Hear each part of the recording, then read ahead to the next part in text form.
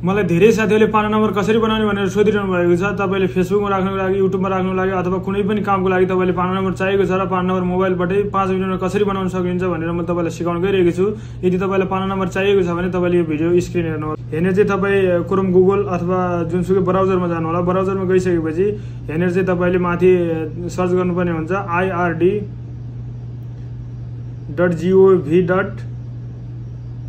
ird.gov.np लेखेर तपाईले यहाँनिर सर्च गर्नु होला। यहाँनिर यस्तो सर्च गरिसकेपछि तपाईको मोबाइल अथवा तपाईको ल्यापटपबाट यो सेम प्रोसेस रहनेछ। तपाईले दुईटैबाट गर्न सक्नुहुन्छ। तपाईले चाहिँ 5 मिनेट भित्रमा तपाईले आफ्नो पान नम्बर बनाइसक्नु भनेछ। यहाँनिर चाहिँ यस्तो खुलिरहेको छ र यहाँनिर यसलाई इन्टु गरिदिनु होला। यो विज्ञापन देखाइरहेको छ र यहाँनिर करदाता पोर्टल लेखेको छ, यसमा क्लिक गर्नु होला। तपाईले ल्यापटपबाट अथवा कम्प्युटरबाट गर्दा तपाईले धेरै सजिलो हुनेछ। मैले धेरै साथीहरुको मोबाइल मात्रै भएको कारणले गर्दा मैले मोबाइलबाट सिकाइरहेको छु। तपाईको मोबाइल अथवा इन्टरनेटको हिसाबले धेरै टाइम पनि लाग्न सक्छ। तपाईले वेट गर्नु होला र यहाँनिर अलिकति जुम गर्नु होला। यसरी जुम गर्दै जानु होला, जुम गर्दै जानु होला। यहाँनिर चाहिँ तपाईले यहाँनिर जनरल भन्दा तल रजिस्ट्रेसन पे एन्ड भ्याट लेखेको छ, यसमा चाहिँ यो प्लस छ, यसमा यो प्लसमा चाहिँ तपाईले क्लिक गर्नु होला। यसमा क्लिक गर्नेबित्तिकै यहाँनिर यसरी देखाइरहेको छ। तपाईले एप्लिकेसन फर बिजनेस लेखेको छ, यहाँनिर बीचमा चाहिँ एप्लिकेसन फर पेन रेजिस्ट्रेसन लेखेको छ, यसमा चाहिँ तपाईले क्लिक गर्नु होला। बीच वाला यो वाला क्लिक गरिसक्नु भने अलिकति तपाईले यहाँनिर जुम आउट गर्नु होला र यहाँनिर तपाईको मोबाइल अनुसार यो खुल्नेछ, लोड हुँदैछ। यहाँनिर तपाईले माथि इन्टुको चित्रमा क्लिक गरिदिनु होला र यसरी यहाँनिर खुलिसकेको छ। तपाईले चाहिँ राष्ट्रिय परिचय पत्र नम्बर चाहिँ तपाईले थाहा हुनुपर्छ।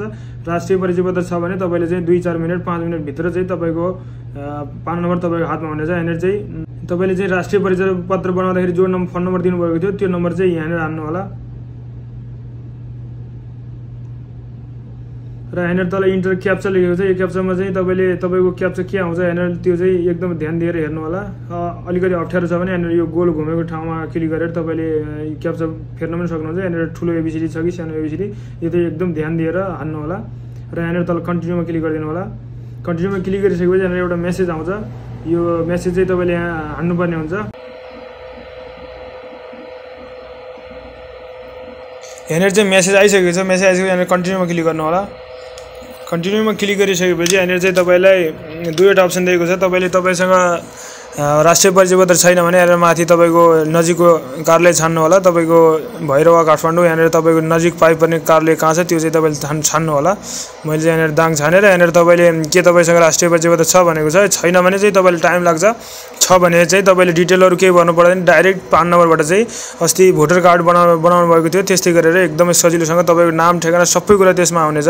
तपाईले एकदम सजिलैसँग यसमा चाहिँ गराउन सक्नुहुन्छ। यहाँनिर चाहिँ राष्ट्रिय परिचय पत्र नम्बर हान्दिनु होला। राष्ट्रिय परिचय पत्र हानिसकेपछि राष्ट्रिय परिचय पत्र नम्बर हानिसकेपछि यहाँनिर कन्टिन्यूमा क्लिक गर्नु होला।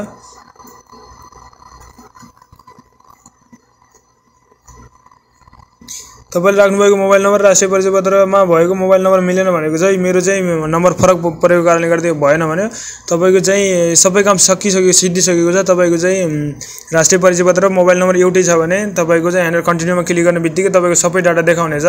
सबै डाटा देखाउँदै गर्दा तपाईले चाहिँ त्यहाँनिर सिम्पल केही कुराहरु मात्रै भर्नुपर्ने हुन्छ। सबैको कुराहरु चाहिँ डाइरेक्ट तपाईको राष्ट्रिय परिचय पत्र नम्बरबाट कपी आउनेछ र तपाईले नेक्स्ट गर्दै जानुभयो भने तपाईले लास्टमा चाहिँ बुवाको नाम, बुवाको नागरिकता नम्बर हान्ने ठाउँ आउँछ। त्यसमा तपाईले बुवाको नाम र बुवाको नागरिकता नम्बर हानेर कन्टिन्यू गर्नुभयो भने तपाईको पान नम्बर रेडी हुनेछ र तपाईले त्यहीबाट डाउनलोड गर्न सक्नुहुन्छ।